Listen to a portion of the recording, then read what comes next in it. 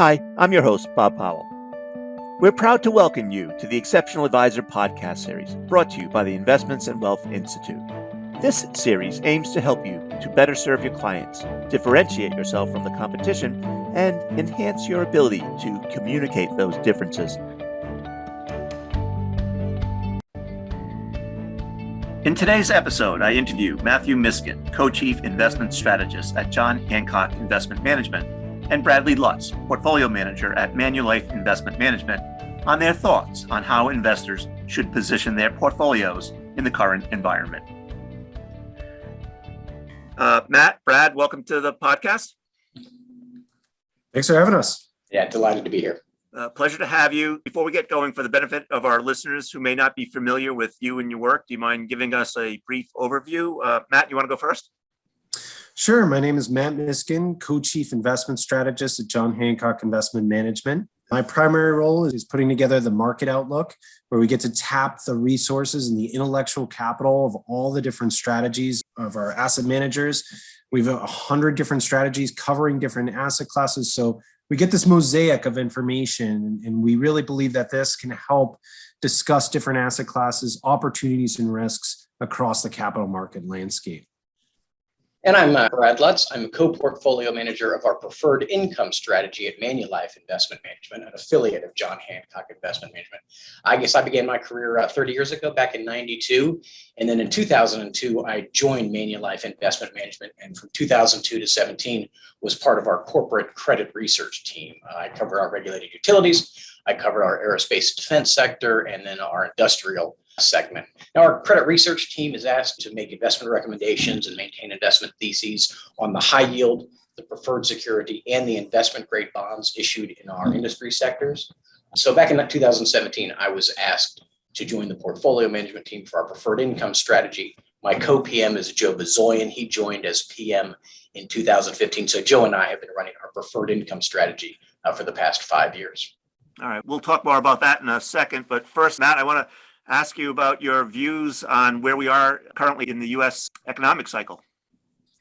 Yeah, so when we think about the economic cycle, we use the leading economic indicators from the Conference Board. And when we look at this, they are still very much in positive territory, suggesting the economy is still looking pretty strong here. So we believe we're in the middle of the economic cycle. We're past kind of that recovery phase. Out of 2020, we're past the stimulus phase. And now we're going to need to see this economy walk on its own 2 feet. We do think that growth is going to come down a bit from really high levels from all the stimulus, but we're not yet at the recession level either. You know, the Fed's going to raise rates, but that's still going to take time. And we think the economy is strong enough to withstand that, but still in the middle of the cycle, still looking for opportunities as a result of that. So how should investors position portfolios in this type of environment? So we see that, earnings wise and corporate profits still look very strong. And we're seeing them, continuing to rise this year. Last year, earnings grew at 45% on the S&P 500. Great earnings recovery. This year, we think it's going to be mid to high single digits. And you want to find those companies and those businesses that have good balance sheets, that have improved their kind of return on equity, their earnings. On the equity side, on the fixed income side, you're going to want to find additional yield because interest rates are still very low. In terms of the interest rates on the short end, and the Fed funds rate is very low. So cash is doing nothing. Inflation is very high. So inflation is around 7%, highest since 1982. You got to find ways to generate return potential. And even though equities had a great year last year, we think they're going to do kind of mid-single digit returns this year. You got to find income and return potential out of the bond market to complement that and supplement that, because the equities can't do all the heavy lifting. You got to find other parts of the portfolio to generate return. And so that's where we're finding some opportunities in higher income generating parts of the bond market. Right. So for investors concerned about these rising rates, how can you position portfolios? Is it shortening the duration, the credit quality, all of the above, none of the above? So one of the best antidotes to duration risk is higher income and taking a bit more credit risk. And where we're seeing some of the best opportunities are those businesses that have improving earnings, better improving balance sheets, and that throw off good cash flows, good interest, good dividends. And, when we think about the broader bond market, whether it's preferreds or high yield or even in the corporate bond space. That's what we're leaning into. We're trying to get about 2% to 4% in income in the broader fixed income portfolio. And you're not going to get that done in the short end of the money markets, cash, short duration. And I know that that's people are concerned with duration, so they're really going there. We would not actually go as much there because there's not a lot of income to be generated. We're finding, you can use instruments to shorten your duration, but still generate some compelling income. And that's what we're trying to do overall within fixed income. Right.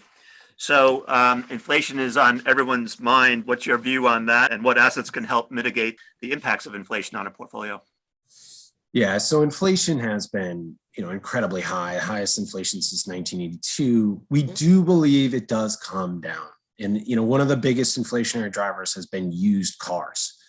And I never would have thought that used cars would be this, massive inflationary tailwind, but that's what we're living in. And it just seems, you do the research here, it's supply chain disruptions. We don't have enough semiconductors. We don't have enough, supply. But eventually we think that does come off. It's unlikely you're going to get 30-40% rises in cars, used cars every year. We do think that comes down, but inflation is probably going to be sticking around a bit. The economy's running hot. There's still a lot of stimulus in the system. We're not out of the woods yet. We still got to get all these supply chain disruptions diminished. And so in our view, the way to combat higher inflation is to try to generate return. Cash is not the answer. And cash, again, if it's earning zero, then purchasing power is negative because what you're buying is going up. But if you're holding a bunch of cash on the sidelines, that's not doing anything to help that. You got to generate income. You got to find return to help that purchasing power in your portfolio, have your money work for you in the broader markets. Right. So when you think about some fixed income strategies, there are some drawbacks associated with these passive strategies in this environment. Talk more about that.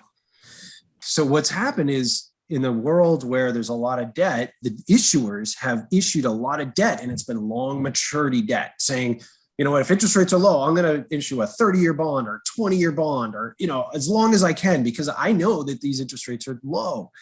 Well, what's good for the issuer can often be bad for the buyer.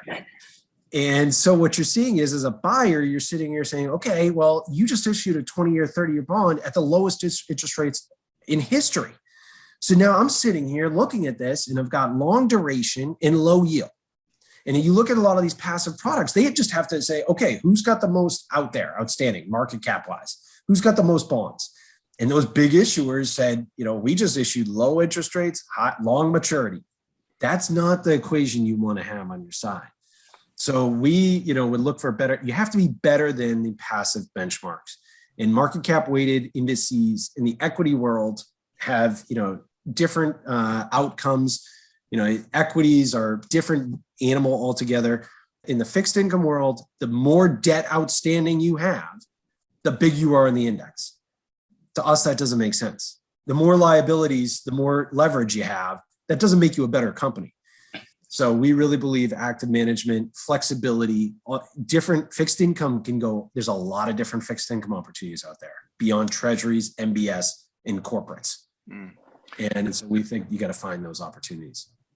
So speaking of those opportunities, Brad, let's turn our attention to you. Can you give us a brief background on your history of managing preferred strategies? Sure. As I said earlier, I joined Manulife Asset Management in 2002 for 15 years, 2002 to 17. I was part of our corporate credit research team, which supports the preferred income PM team. In 2017, I was invited to join the portfolio management team of our preferred income strategy, made that transition, joined Joe Bezoin. Joe is my co-PM on the preferred income strategy at Manulife Investment Management. He was named to the PM team in 2015. So for the last 5 years, Joe and I have constituted the PM team for our preferred income strategy. What's your outlook for the preferred asset class, broadly speaking? Yeah, good question. We've a fairly constructive outlook for the performance of preferred securities in 2022. Put simply, preferred securities are generally considered subordinated credit instruments of investment grade and some high yield corporate entities. All right, the average credit rating of preferred securities in our portfolio is in the low BBB range. Our outlook this year for the economy, our outlook is for mid-single US GDP growth in 2022. We think this kind of environment is actually going to be supportive for investment grade, high yield, and preferred security credit spreads. Our largest sector allocation in our strategy right now is to the regulated electric and gas utilities. We think fundamentals are excellent in this sector. Capital spending in the coming years for utilities is going to be record setting. It's funding the country's power generation transition from fossil fuels to renewable power generation.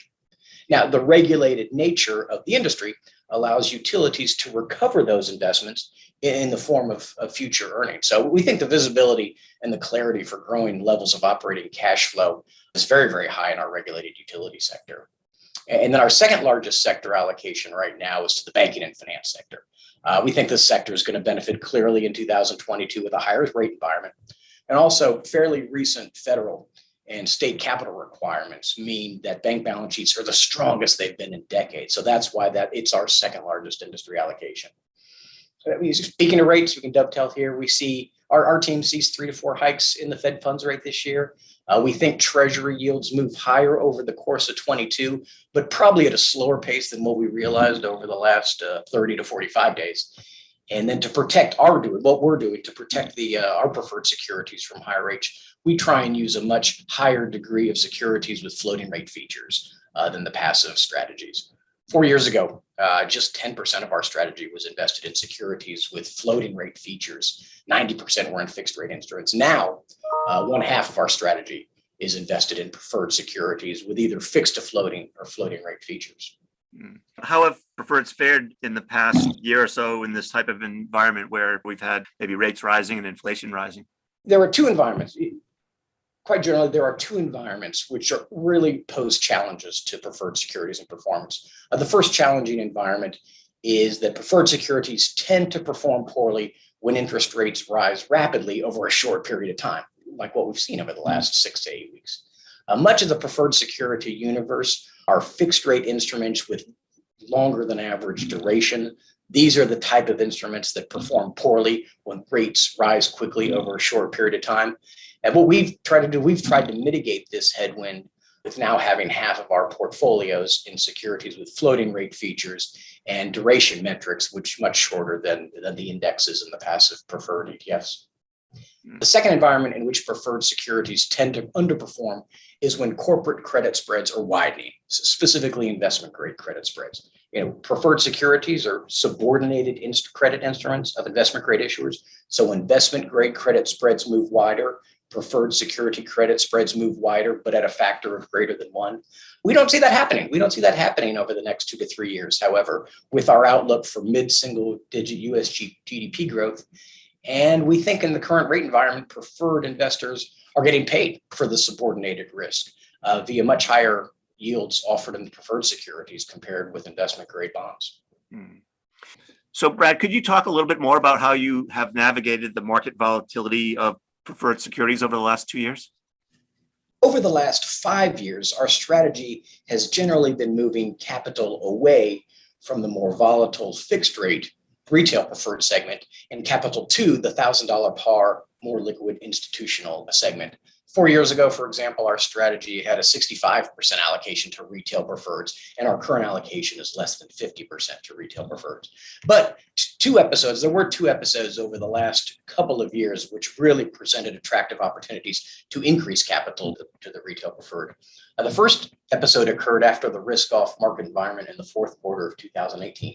Retail investors drove significant outflows from the preferred security asset class. Credit spreads in the retail $25 par segment widened significantly to institutional preferred credit spreads. So at this point was the first. We added to a number of attractively priced $25 par preferred securities in late 18 and early 19.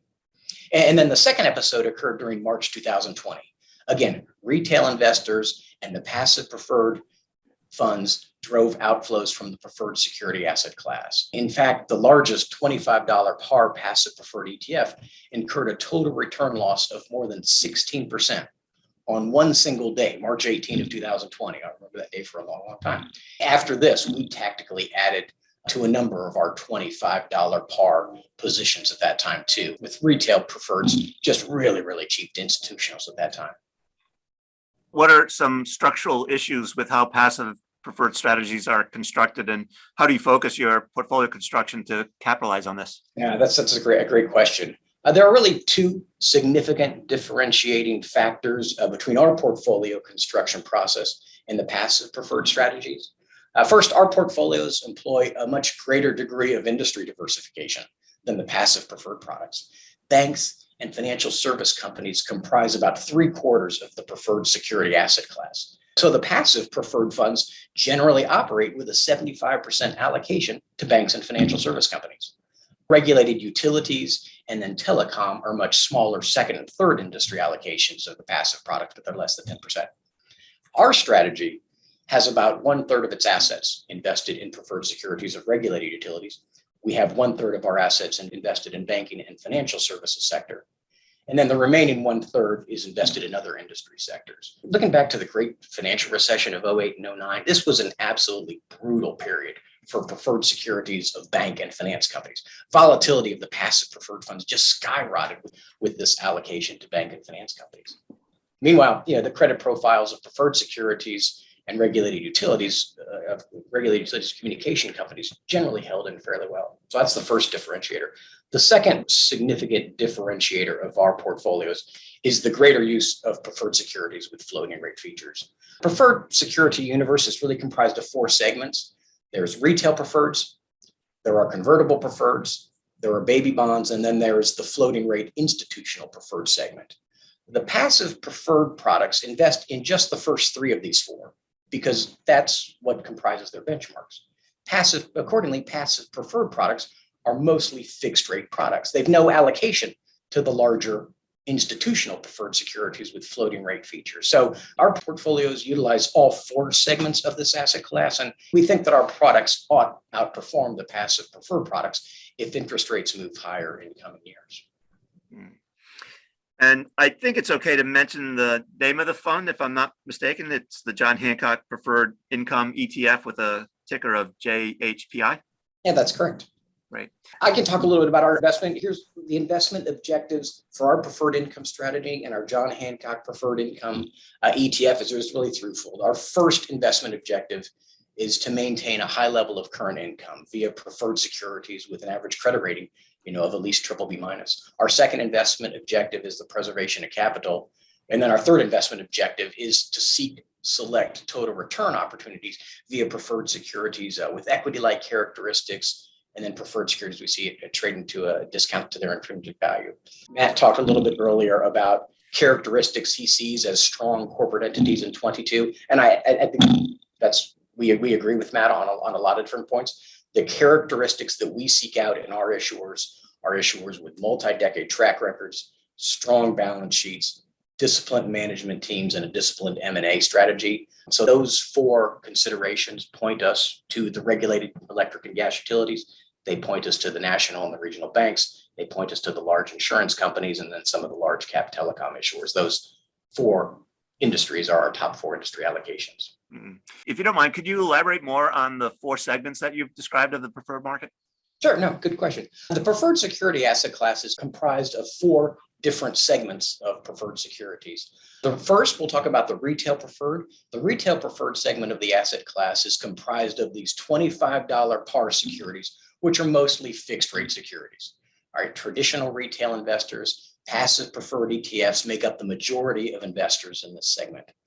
Retail preferreds performed well over the long run, but they tend to be more volatile than other segments of the asset class in risk-off environments. They're the segment most negatively impacted by outflows from the asset class.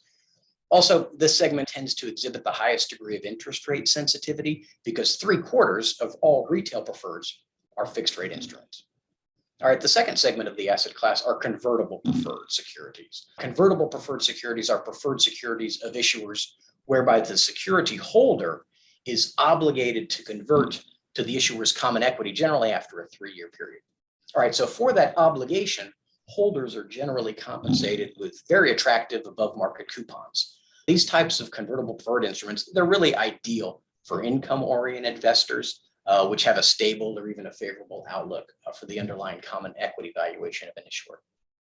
The third segment of our asset class is called baby bonds. These are traditional senior notes of issuers. They rank pari passu with other senior debt. They rank senior in priority to subordinated credit claims. But baby bonds have $25 par denominations, which make them more accessible to retail investors. And then finally, fourth, there's the institutional preferred segment. All right, this is the segment of the asset class where we've been notably increasing our account exposures. These securities are mostly held by institutional investors. They tend to hold up better in times of risk-off market moves. Liquidity is higher in this segment too. These are $1,000 par denominated securities. They trade around the clock on over-the-counter fixed income desks in Europe, North America, Australia, and Asia. Conversely, when we look at the retail preferred segment, trading is restricted to just the open hours of a regional exchange and those volumes. And then lastly, the vast majority of institutional preferreds have fixed to floating rate coupons, which reset from a fixed rate currently to a floating rate instrument after a 5 or a 10-year period. So accordingly, this segment, the institutional preferred segment, is the segment of the preferred security asset class which is least sensitive to interest rate moves. Well, gentlemen, if we've covered it all, I want to thank you for joining me on the podcast today and much appreciated. Thank you. Thank you for your time. Thank you for listening to the Exceptional Advisor podcast brought to you by the Investments and Wealth Institute. If you've enjoyed this podcast, please subscribe through iTunes, Spotify, or our website at www.investmentsandwealth.org/podcast to get the latest episodes of our Exceptional Advisor podcast series. For additional resources, updates on events, and exclusive membership deals, visit www.investmentsandwealth.org.